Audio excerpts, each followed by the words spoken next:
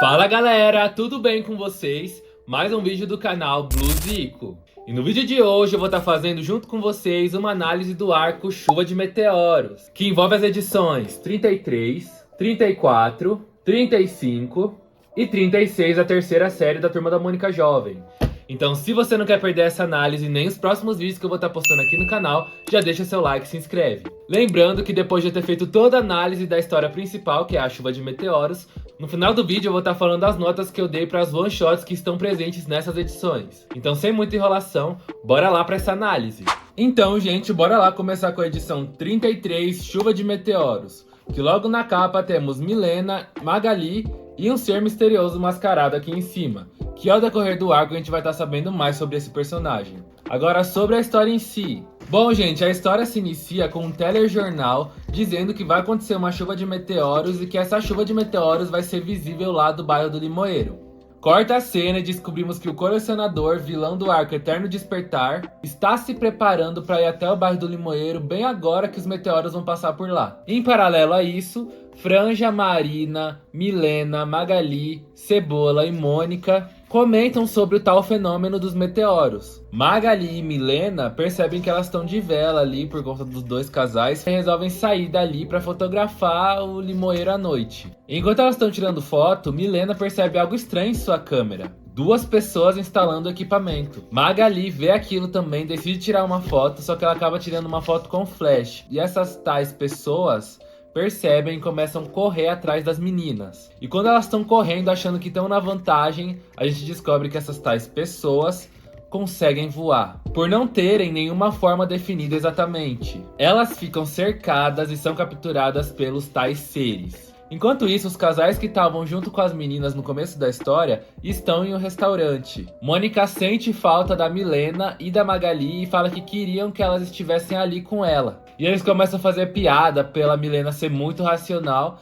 e a Magali ter esse lado místico. Aí volta pra cena da Magali e da Milena capturadas pelos tais seres misteriosos e aparece uma silhueta estranha. Alguém misterioso usando máscara salva a Magali e a Milena, jogando bombas que dissolvem os tais seres misteriosos. Então, depois que elas são salvas, Milena e Magali resolvem ir até o bistrô da tia Nena para contar para ela que elas foram atacadas por sombras, porque elas perceberam depois que esses tais seres eram sombras e que o ataque desses seres era confundir a mente delas. Elas também contam do mascarado que ajudou elas. Tia Nena chega à conclusão que na verdade essas tais bombas que ele usou eram fruto de alquimia e que elas não poderiam confiar em o estranho. Agora vamos para o gibi 34, Umbromancia. Aqui na capa temos Magali, Milena novamente, só que de novidade temos o Luca fazendo esportes radicais com a sua cadeira de rodas. Luca vai até a pista de skate junto com o Cascão para praticar hardcore sitting, que é o esporte que ele vai estar fazendo ali com a cadeira de rodas. Ele acaba caindo tentando fazer uma manobra e vê algo estranho, que a gente como leitor não sabe o que é. Corta para uma cena do colecionador, que fala para sua assistente sobre os tais seres de sombras. A gente descobre que o nome desses tais seres de sombra é Umbromorphos. E a gente consegue perceber que o colecionador e os Umbromorphos têm algum tipo de relação. No dia seguinte, após serem atacadas pelos seres de sombra, Magali e Milena resolvem ir até o local em que elas foram atacadas. E começam a se perguntar qual é a função da tal máquina que os seres de sombra estavam mexendo. Elas cogitam que essa máquina pode ser para capturar algo extraterrestre ou místico. E elas chegam à conclusão que as tais criaturas de sombra não têm vida, elas não são seres vivos. Luca chega até elas e pergunta sobre o que elas estavam falando. Elas se assustam e a Milena começa a falar que a tal máquina que elas estavam falando era a máquina fotográfica dela, que deu um problema no dia anterior e blá blá blá. Luca diz pra elas que ele não é bobo e aponta pra máquina misteriosa e diz que quer saber mais sobre ela. Elas não queriam contar pra ele sobre a máquina, mas ele afirma que viu outra igual. E levariam elas até lá se elas contassem tudo o que sabe sobre essa máquina. Elas topam e começam a contar tudo o que aconteceu no dia anterior, que é o que a gente viu na primeira parte do arco. Então eles vão até o local da segunda máquina, a Magali é a que tá ali mais receosa de fazer tudo isso. Eles começam a se perguntar novamente de por que tem uma máquina ali, e Luca comenta que sente que eles estão sendo observados. A Milena então decide marcar os pontos das duas máquinas no mapa do seu celular para tentar descobrir o que esses dois lugares têm em comum para ter essas duas máquinas misteriosas. Só que eles decidem falar sobre isso em outro lugar, que é o bistrô da Nena. Só que a gente descobre que essa sensação que o Luca tava de ter alguém observando eles não era à toa. O mascarado estava ali observando eles realmente. Magali encontra um livro sobre umbromancia no bistrô da tia Nena, que é a arte de manipular sombras. Luca chega afobado perto das meninas, dizendo que usou seu drone para sobrevoar o limoeiro e disse que descobriu outra máquina em cima da caixa d'água, e eles decidem ir até essa terceira máquina. Só que quando eles estão para sair do bistrô da Nena, a Mônica chega para saber mais da Magali e da Milena. Aí a Mônica pergunta para onde eles vão, e numa sacada rápida a tia Nena pergunta se a Mônica não pode ficar ali para ajudar ela a provar algumas sobremesas que vão entrar no cardápio. A Mônica aceita e fica lá provando sobremesas enquanto Luca, Milena e Magali vão até o destino da terceira máquina misteriosa. Chegando na caixa d'água, o mascarado tá lá e pedem para eles saírem dali, porque o sol já está se pondo e as criaturas vão aparecer. O mascarado quebra o drone do Luca e a Magali fica confusa, porque até então ela achava que ele era um aliado deles, e diz que quer respostas.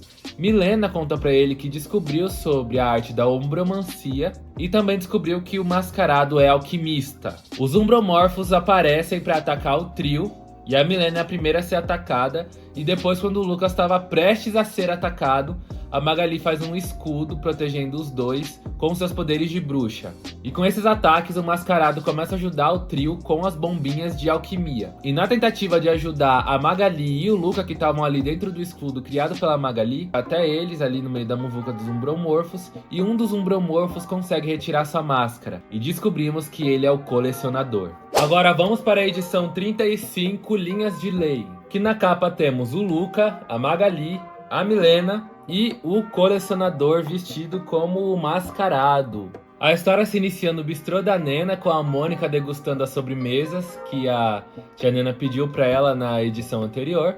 E ela comenta que a turma tá programando um piquenique para acompanhar a chuva de meteoros. Mas enquanto isso, a luta de Milena, Magali, Luca e o mascarado, que a gente descobre que é o colecionador, contra os umbromorfos continua.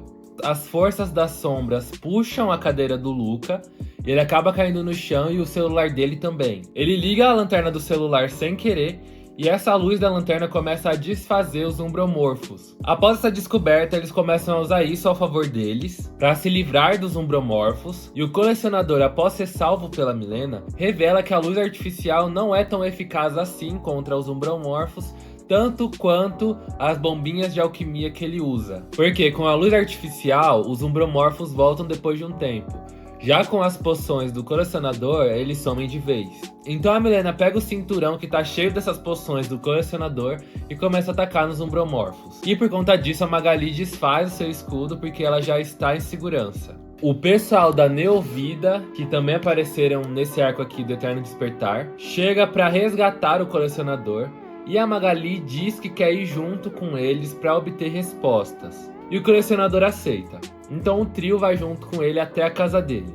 E enquanto o colecionador se recupera, o trio pergunta para sua assistente Raquel sobre as tais máquinas que estão no limoeiro e para que elas servem. As máquinas são da Savert, uma empresa maligna que quer dominar o mundo. E eles estavam monitorando o bairro do limoeiro. A Milena acaba tendo um desentendimento com a Raquel e o colecionador aparece bem na hora. A recuperação dele foi muito rápida porque, segundo ele próprio, ele não é uma pessoa comum.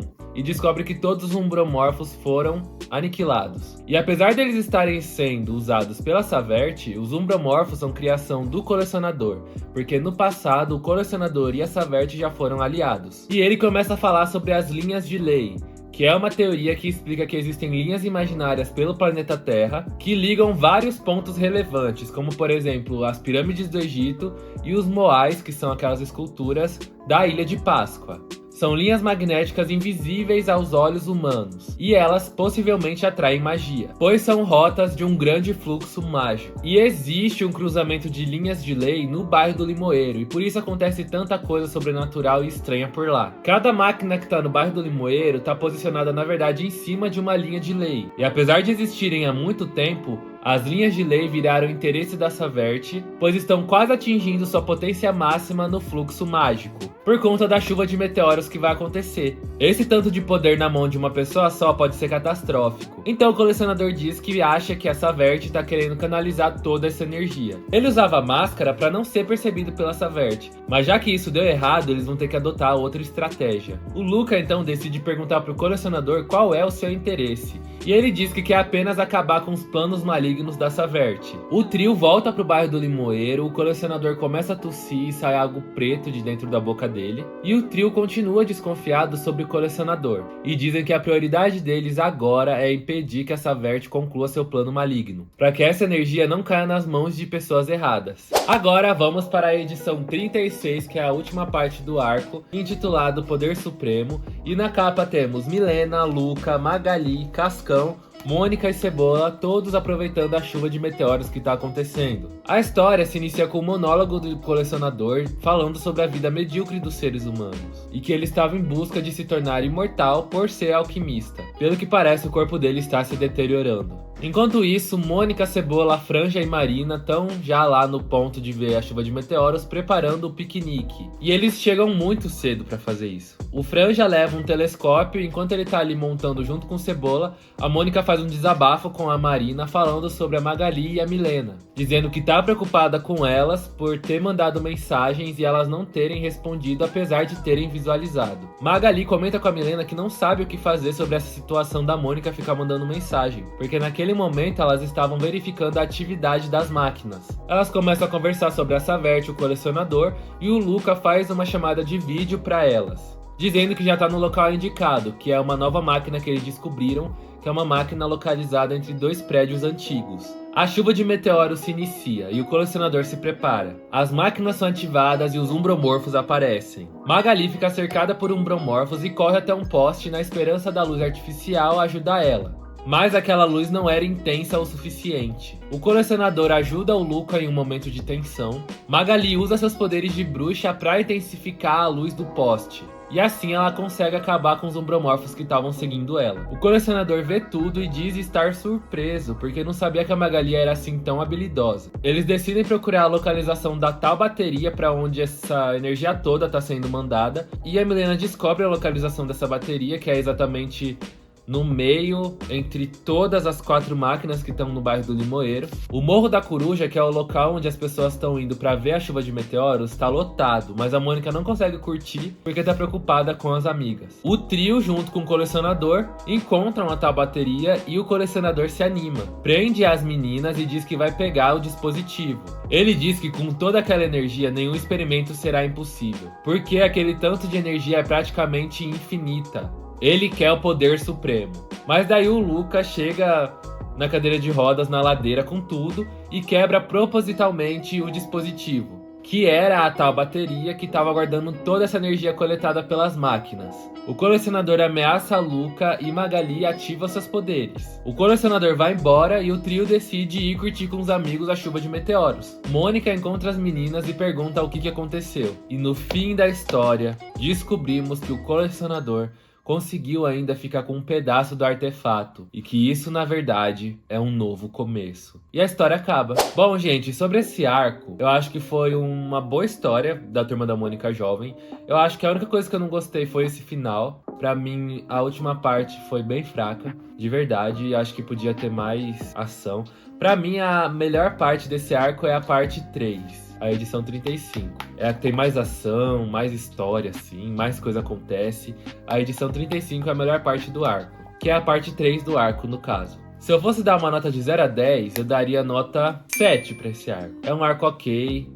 Ele desenvolve a história da Savert, porque temos a super saga do fim do mundo da Turma da Mônica Jovem, que provavelmente acabou pra sempre. E temos a saga Savert, que veio lá do Chico Bento Moço. Aí do Chico Bento Moço ela foi transferida pra Turma da Mônica Jovem. E pelo que parece, esse arco da chuva de meteoros é uma nova parte dessa super saga da Savert. Bom, gente, voltei aqui em outro dia porque eu tinha esquecido de gravar falando das notas que eu dei para os one-shots desse arco chuva de meteoros. Então eu já tô aqui com a minha colinha.